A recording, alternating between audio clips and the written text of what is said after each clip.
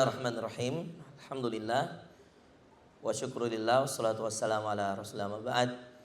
Yang saya hormati dirut utama kita Pak Dr. Anas Ahmad hafizahullah ta'ala, dan jajaran direksi yang hadir.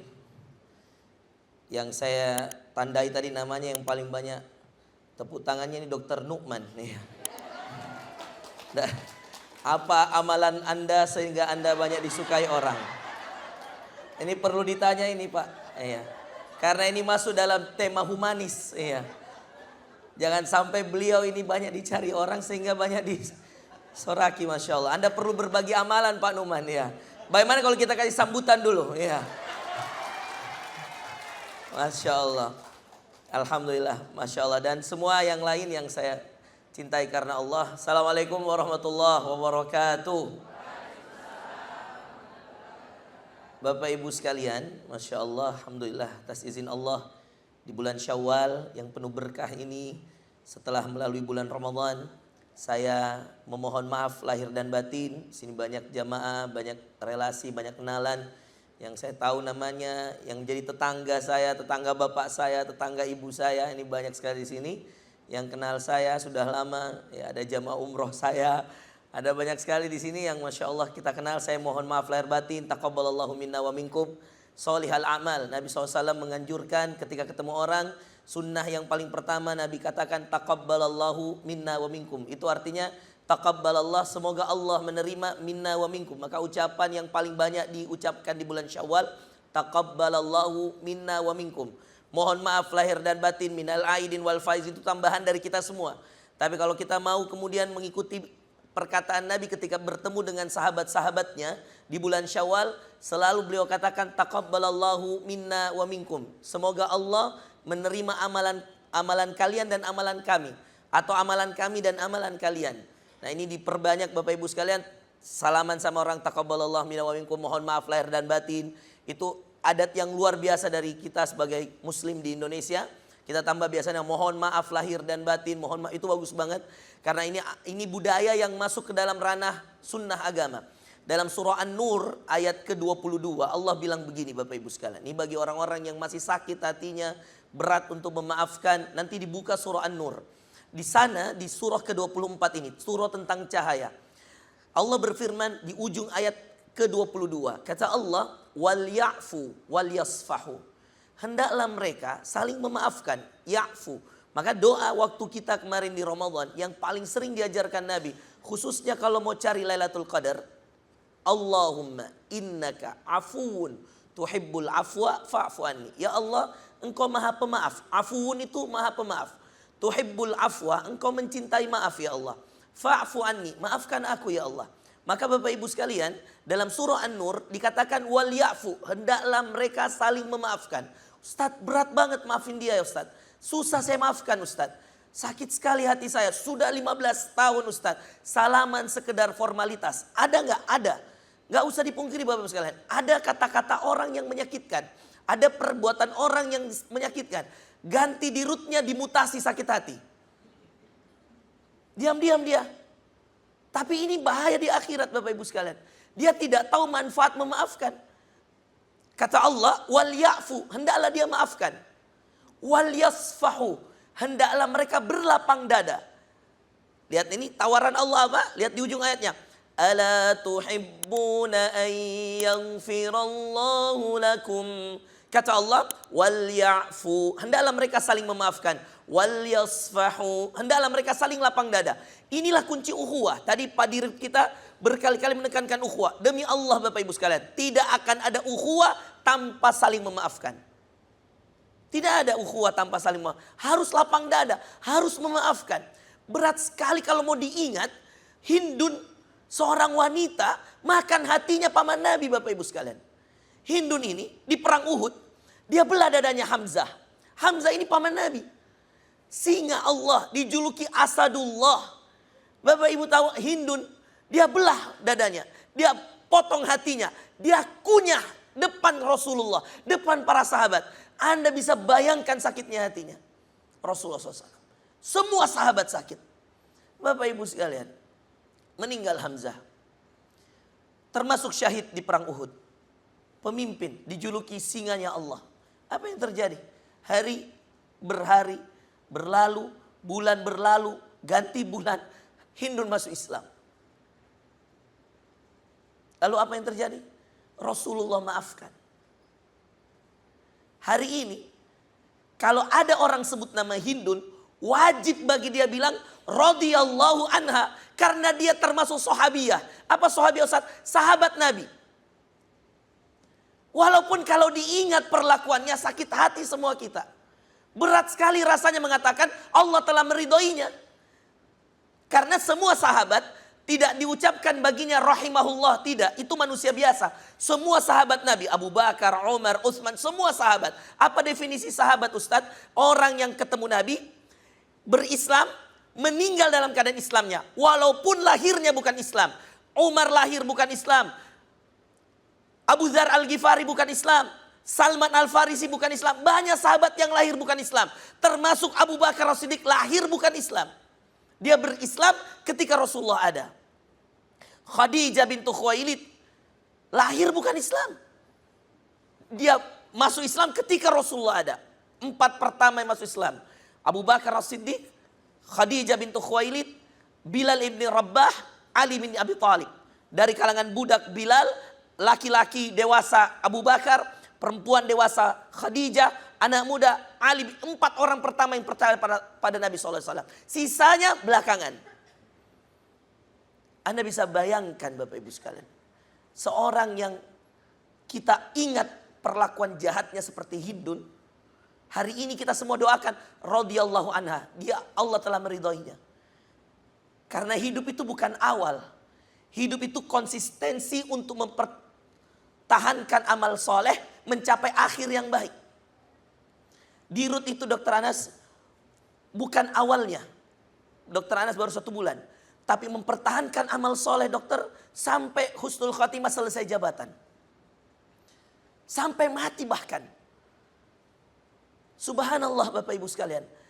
Itulah yang kemudian menjadi takdir kita semua nanti. Kita tidak tahu apa yang akan menjadi akhir kita. Tapi konsistensi beramal soleh dimulai dengan hati yang bersih.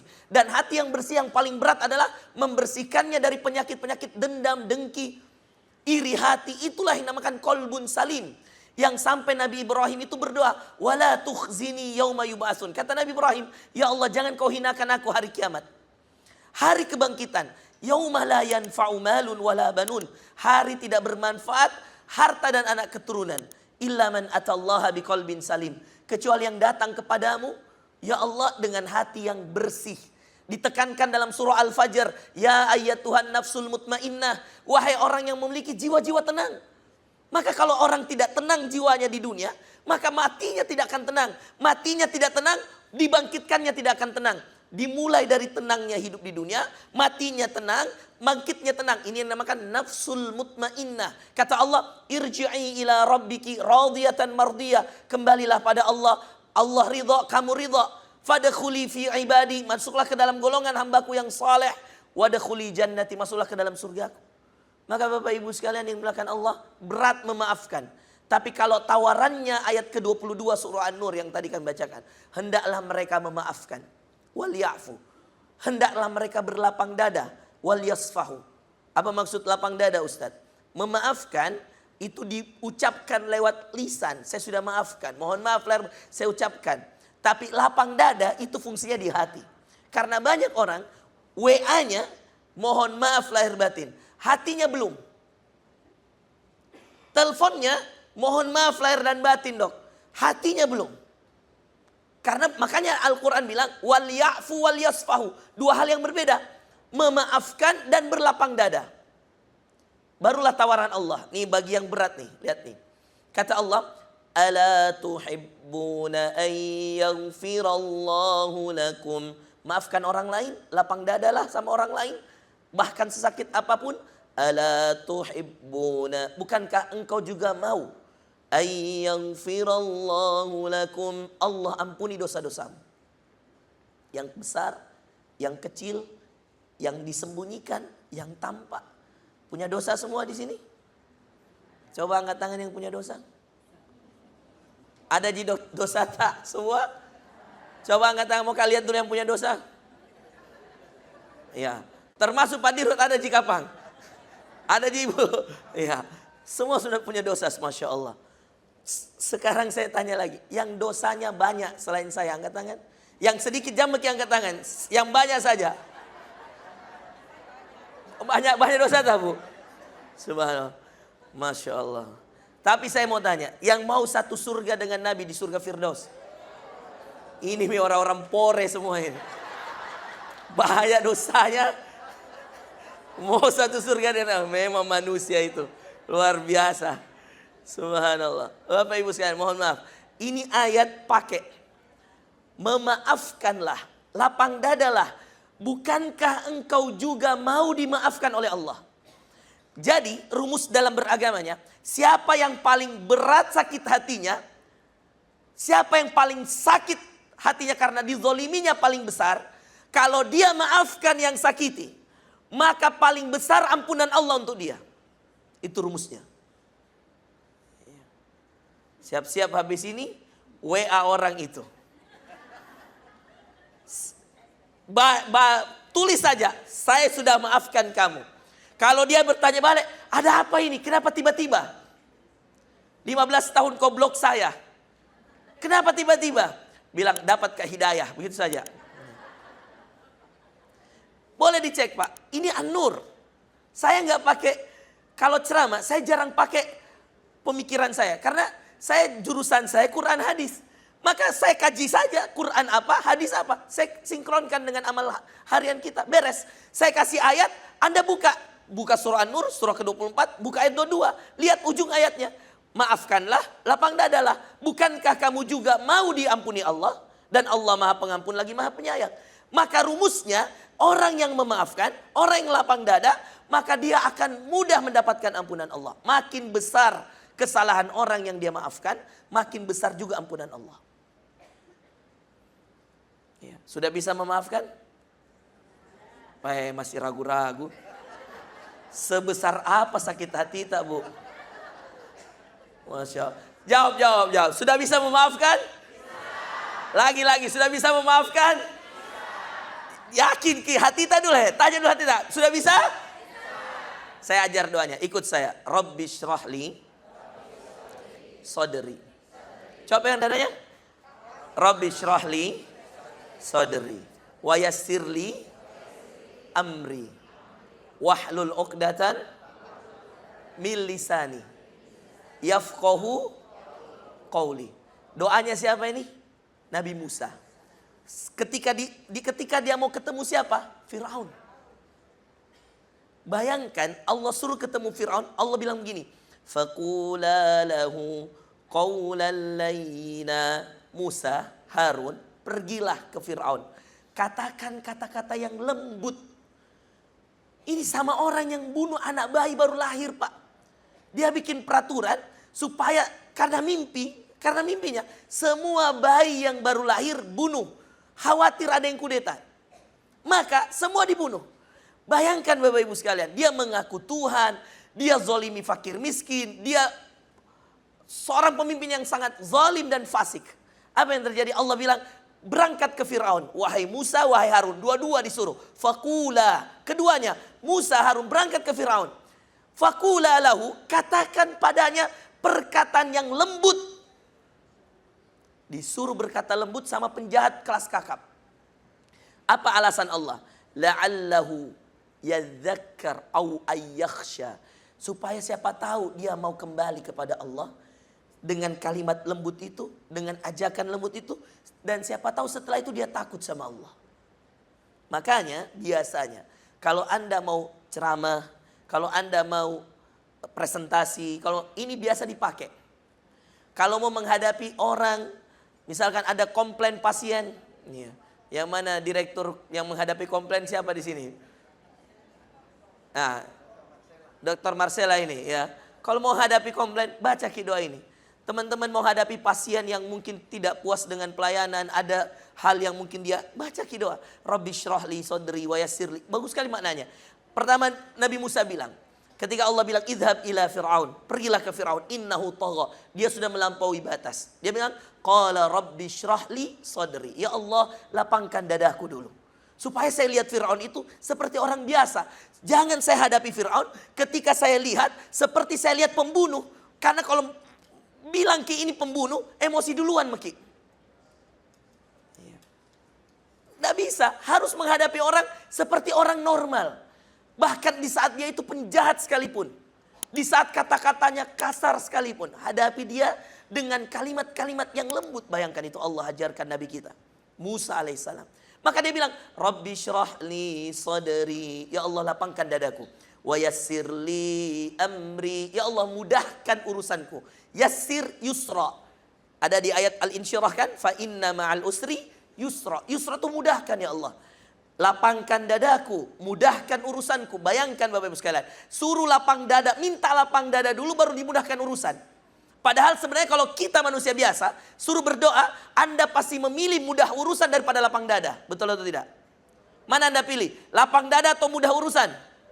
Nah, pasti Anda manusia. Fix kita bukan Nabi. Maka kita akan pilih yassir li amri. Ya Allah mudahkan urusanku. Tapi Nabi beda bos.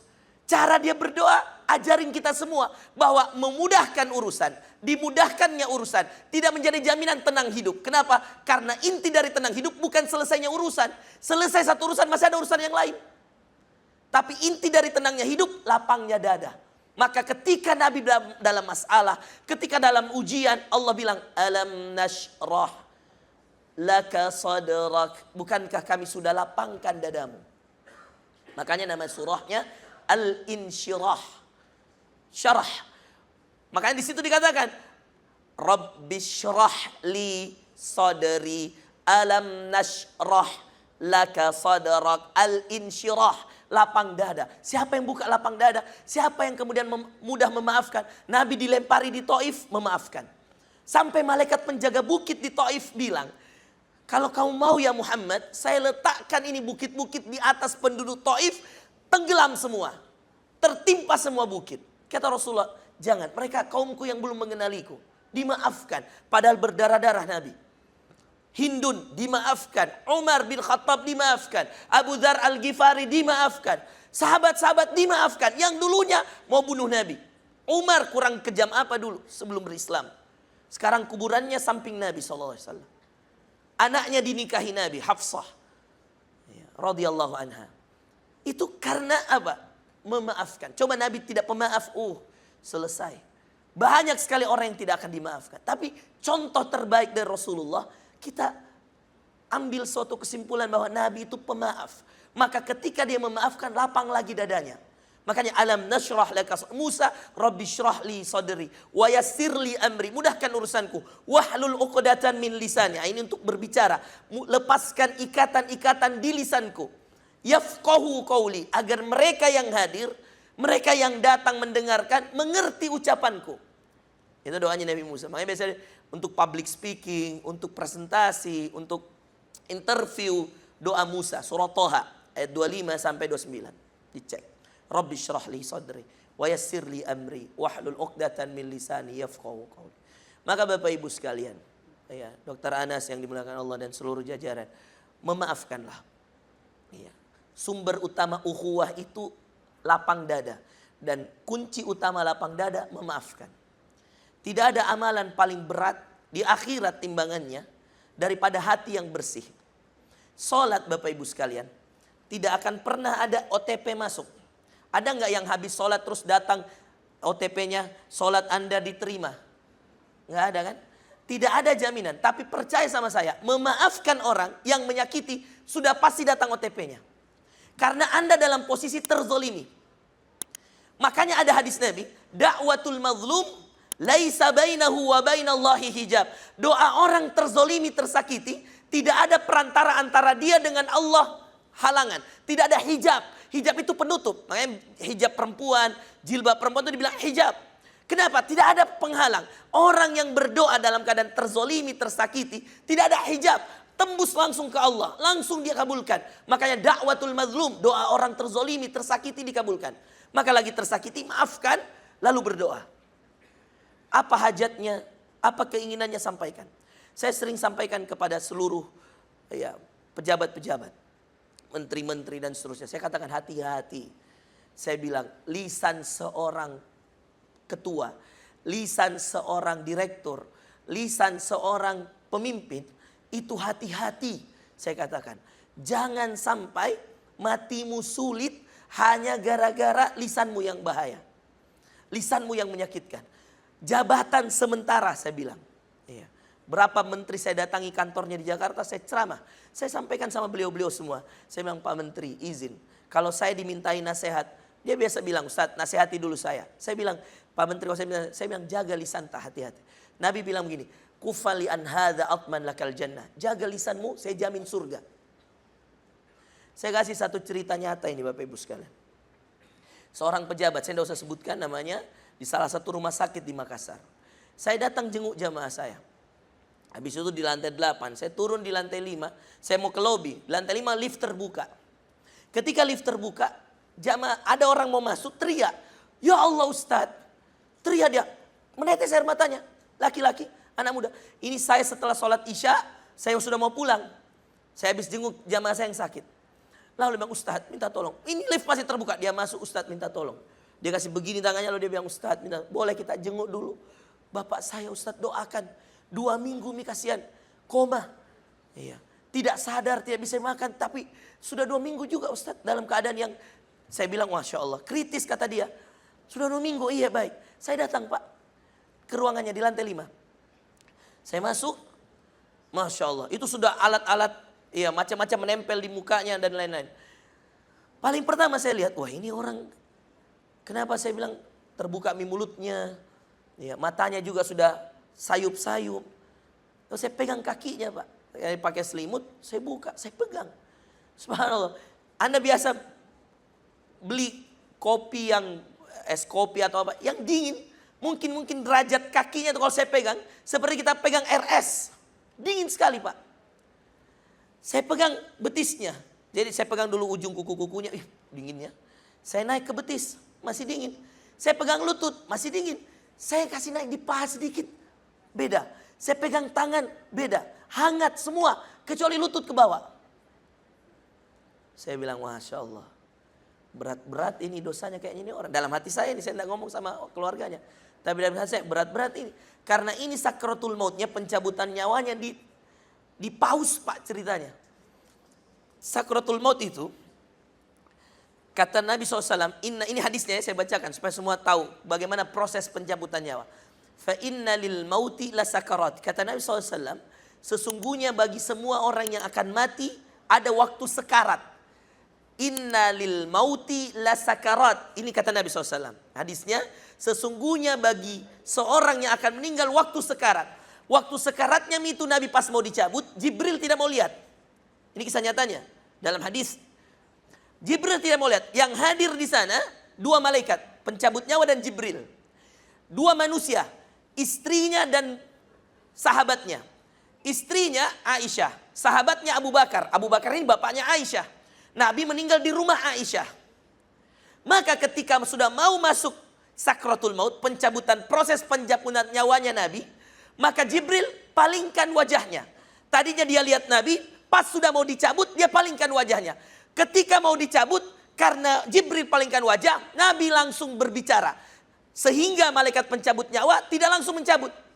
Maka Nabi bilang, wahai Jibril, enggankah engkau melihat wajahku di saat akhir hidupku? Kata Jibril alaihissalam, saya tidak mampu melihat kekasih Allah kesakitan karena sakratul maut ini. Maka setelah itu dicabutlah nyawanya Nabi. Dengan titipan, alaikum bis salah wa ma malakat aimanukum. Adapun hadis ummati umatkum itu hadis dhaif Bapak Ibu sekalian. Yang hadis sahihnya Nabi bilang begini di akhir hidupnya, alaikum bis salah, jaga salat kalian. Wa ma malakat aimanukum, dan semua orang yang menjadi tanggung jawab kalian. Termasuk di rumah sakit ini Pak Direktur bikin surat himbauan bahwa di saat azan waktu-waktu sholat tidak ada aktivitas kecuali yang darurat, urgen. Sehingga orang-orang tahu bahwa yang sifatnya administrasi dan ke masjid semua sholat. Apalagi kan Wahin sudah ada masjidnya. Nih, waktu peresmian juga saya hadir di peresmian masjidnya, Masya Allah, bagus sekali masjid kalian. Nah itu bisa diarahkan buat himbauan bahwa tidak ada kegiatan di jam-jam sholat misalkan. Itu pahalanya ke Pak Direktur. Jadi kalau Pak Direktur bikin surat itu, saya himbaukan juga pada Bapak Bupati, Ibu Bupati, Wali Kota, Wakil Wali Kota. Saya bilang bikin itu. Minimal kalau Anda sudah bikin surat edaran itu, semua orang yang sholat pahalanya ke Anda. Dan kalau nanti Anda ditanya di akhirat tentang kepemimpinan, tentang pesan sholat, Anda sudah tuangkan dalam sebuah surat resmi seorang direktur. Nah apa yang terjadi? Ketika Nabi SAW dicabut nyawanya, dicabut dari ujung kuku Bapak Ibu sekalian. Dari ujung kuku dicabut secepat, bahkan sebagian ulama mengatakan secepat buruk, secepat kilat. Itu pencabutan nyawanya Nabi. Dicabut di ujung kuku, diangkat di ubun-ubun. Ubun-ubun itu di sini Pak, yang agak turun. Kalau kita orang besar agak susah nih. Kalau Anda pegang anak kecil, bagian setelah ujung rambutnya, mundur 1 cm, 2 cm. Ada yang agak turun begini. Namanya nasiyah. Makanya kalau di surah Al-Ghasyiyah ayatnya, hal ataka hadithul ghasyiyah, wujuhun yawma idzin khashi'ah, amilatun nasibah, tasla naran hamiyah, tusqa, dan seterusnya. Nasiyatin kadhibah. Ada ubun-ubun yang selalu berdusta. Ini ubun-ubun namanya. Makanya nasiyah, nawasina. Dalam doa Nabi, ya Allah, ubun-ubun kami di tanganmu. Artinya kapan Allah mau cabut, cabut. Ubun-ubun. Subhanallah Bapak Ibu sekalian. Nabi itu secepat kilat. Maka orang kalau meninggal, salah satu tanda tubuhnya mendingin. Kalau dia lebih dari 3 hari, membusuk. Maka sunnah orang meninggal, secepatnya dikuburkan. Oke? Sekarang perhatikan Bapak Ibu sekalian. Orang ini, yang tadi jamaah yang saya temui di rumah sakit itu, ketika dicabut nyawanya, berhenti di lutut. Sedangkan Nabi yang prosesnya secepat kilat saja, Jibril tidak mau lihat karena takut melihat Nabi kesakitan. Begitu sakitnya itu melepaskan atau memisahkan ruh manusia dengan badannya. Dibawalah ruh itu dicabut. Maka badan seseorang tidak ada ruhnya. Ketika dia tidak ada ruhnya, dia hanya tumpukan daging-daging dan tulang-tulang yang akan membusuk dan akan keropos. Makanya kalau ada, mohon maaf sekali, dulu yang meninggal di COVID kasihan. Yang Masya Allah saat itu wabah di mana-mana. Bahkan ada yang dipakaikan peti, ada yang sudah tidak mau berani kuburkan, macam-macam. Kejadian di COVID waktu itu subhanallah, musibah betul itu, wabah, luar biasa. Makanya Nabi selalu berlindung juga dari wabah. Karena luar biasa, sulitnya itu hidup di zaman wabah Bapak Ibu sekalian. Dan itu pernah terjadi di zaman Nabi SAW. Maka apa yang terjadi Bapak Ibu sekalian? Ketika orang meninggal, maka proses secepat kilat pun sakit. Apalagi yang tertunda. Saya cek, subhanallah. Setelah saya doakan, kumpul ada istrinya, ada anak-anaknya. Saya bilang, Pak, sudah berapa lama? Yang Ustadz sudah 2 minggu. Saya bilang, Masya Allah. Saya turut prihatin. Karena ini tidak gampang. Tidak bisa makan, tidak bisa minum, tidak bisa bicara. Kaki sudah, pokoknya lemah sekali, lemah. Wajahnya lemah, sayup matanya. Istilahnya bahasa mereka, doakan Ustadz semoga husnul khotimah. Bahasa sederhananya anaknya, Ustadz semoga kodong bapak cepat meninggal. Kasihan kalian sakit. Saya bilang tidak mungkin didoakan, ya Allah ambil nyawanya sekarang. Maka saya bilang, ya Allah husnul khotimahkan. Dan orang begini Bapak Ibu sekarang, tidak mungkin sembuh. Karena nyawa itu kalau sudah ditarik, tidak mungkin dibalikan. Kecuali atas izin Allah. Kalau ada dokter anestesi, Prof. Syafri kan anestesi itu. Siapa lagi mungkin ada anestesi? Itu ada suntikan yang bisa kasih mati orang. Betul atau tidak? Ada dokter anestesi di sini kah? Siapa? Dok, tanya dulu dok. Siapa tahu saya salah dok. Betul dok, ada suntikan yang bisa dikasih mati sekalian orang. Adakah? Jadi kalau mau mati ini suntik saja. Ada betul itu dok? Ada ya? Saya tahu ini karena ada beberapa jamaah yang bertanya, termasuk juga ya, pernah saya ditanya, mungkin kalau kita kenal Dr. Talib di Primaya, ya itu jamaah saya juga, Dr. Abdul Talib, anestesi juga. Yang pernah tanya saya, bagaimana itu hukumnya Ustaz? Kalau ada nih orang, iya, dibilang asalkan tanda tangan keluarganya disuntik mati mami. Saya bilang, kau dahului malaikat pencabut nyawa. Saya jangan. Selama masih bisa dikasih obat, kadang-kadang keluarganya tidak mampu membiayai Ustaz. Coba itu. Ini kisah nyata, keadaan nyata. Mau bagaimana? Saya bilang, dok jangan. Usahakan Ki. Tugas dokter dengan ilmu kecanggihan itu mempertahankan nyawa, bukan membunuh nyawa. Nyawa itu seperti rezeki, takdirnya tidak mungkin terlambat 1 hari, tidak mungkin cepat 1 hari. Maka lagi-lagi orang itu tergantung amalannya. Itulah yang namanya husnul khatimah. Maka sebaiknya dokter anestesi menghindari membunuh orang dengan suntikannya. Suntik ini, tidak lama mati ini orang. Tinggal kasih masuk cairan macam-macam, meninggal. Bukan, tugas kita itu memberi keselamatan. Memberi dia dengan usaha kita, ikhtiar kita. Dengan teknologi, dengan ilmu dari Allah. Allamahul bayan, ar-Rahman, allamal Qur'an. Khalaqal insan, allamahul bayan. Apa arti allamahul bayan? Allah yang memberikan penjelasan. Maka ada yang ahli anestesi, ortopedi, ada yang ahli macam-macam. Berikan kemampuan terbaik dengan ilmu yang telah Allah ajarkan dari al-bayan. Itulah al-bayan. Ar-Rahman ayat 4 itu. Penjelasan Allah sudah ajarkan, pertahankan nyawa orang. Kata Allah dalam Al-Quran, siapa yang berhasil mempertahankan 1 nyawa, seakan-akan dia menghidupkan seluruh nyawa. Dan siapa yang membunuh 1 nyawa, seakan-akan dia membunuh seluruh nyawa. Maka diberi edukasi jamaah-jamaah kita. Diberi edukasi pasien-pasien kita. Doa sama Allah. Semoga meninggalnya husnul khatimah. Doa, daripada dia disuntik mati, mending didoakan ya Allah husnul khatimah. Baik Bapak Ibu sekalian. Apa yang terjadi? Setelah selesai doa saya bilang sama mereka. Minta tolong Bapak Ibu sekalian. Saya mohon. Hubungi segera. Ternyata ini Bapak dulu kadis. Di salah satu provinsi. Kadis menjabat selama hidupnya itu pokoknya pejabat terus dia. Saya bilang hubungi semua orang yang pernah berinteraksi secara dekat dengan orang ini. Sehingga Anda minta maafkan dia.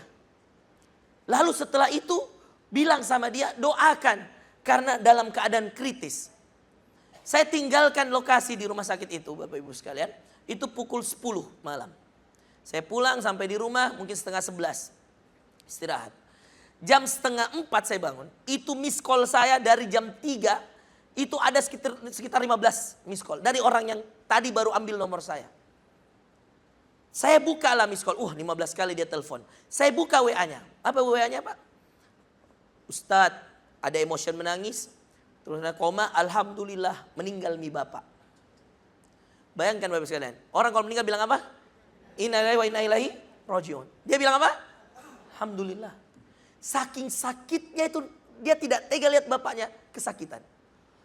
Tapi saya hibur mereka dengan mengatakan bahwa sesungguhnya Allah sebenarnya sayang sama bapak kalian ini.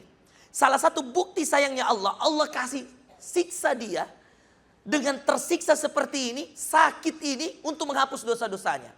Supaya clear di dunia, tidak dihukum lagi di akhirat. Itu saya hibur dengan itu, kata-kata itu. Tapi mohon maaf Pak, saya penasaran. Namanya saya Ustadz, manusia biasa juga. Saya penasaran dong, saya telepon balik. Saya bilang, apa Ji penyebabnya? Supaya saya juga bisa cerita sama orang.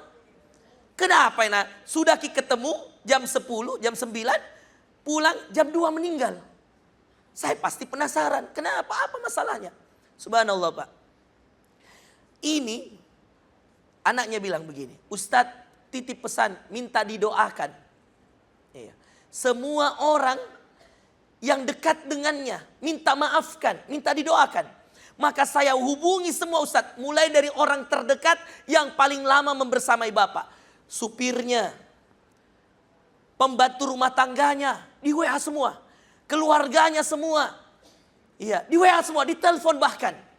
Bapak Ibu sekalian, tidak ada yang menyangka sama sekali di antara mereka. Ada seorang security Pak, satpam. Yang tugasnya ini selama bertahun-tahun ini Bapak hidup. Dia tugasnya apa? Kalau datang mobilnya dibuka. selesai ditutup, kalau bapaknya mau minta tolong sama dia, security, jaga rumah, 15 tahun kerja sama ini bapak. Dan tidak menyangka permasalahan itu sebenarnya menurut dia sederhana. Bahkan orang ini gak pernah mengaku itu sebuah kesalahan. Tapi di hati seorang security ini sakit. Dan kata-kata juga bukan kata-kata kotor. Bukan pak. Tapi kata-kata yang menyindir, yang berbahaya. Itulah bahayanya lisan. Coba lihat. Masalahnya apa? Security ini pak. Setiap hari tugasnya buka tutup pintu, pagar. Suatu ketika sore hari, gadis ini duduk di kursi, di teras rumah. Mungkin karena ada banyak masalah dan seterusnya. Security ini lagi jaga. Lewat becaknya anaknya yang masih SD. Seperti biasa, kalau becak itu mau antar anak ini pulang sore hari, maka dia kasih berhenti di rumahnya gadis. Salaman kodong ini anak. Cium tangannya bapaknya yang security-nya di rumah gadis ini. Suatu waktu itu di sore hari, gadis ini lagi duduk, tiba-tiba panggil security. Ketika security dari tempat posnya, depan pintu gerbang, berjalan menuju tempatnya gadis yang lagi duduk ini, ya. Tiba-tiba anaknya datang. Berhenti di depan pintu. Dia cari bapaknya di pos, tidak ada bapaknya. Dia lihat bapaknya jalan menuju teras. Bapak anaknya ini lari. Bapak perempuan, anak perempuan. Bapak lari dia, mau salaman saja. Seperti kebiasaannya setiap hari. Salaman sama, karena ini kebetulan rumahnya dilewati kalau mau pulang. Larilah ini anak. Bapaknya lagi menuju ke gadis, balik badan. Ini gadis berdiri pak tiba-tiba. Entah apa masalahnya. Langsung dia bilang sama ini anak kecil ini. Keluar kau anak satpam. Cewek pak. Kalimatnya, keluar kau anak satpam.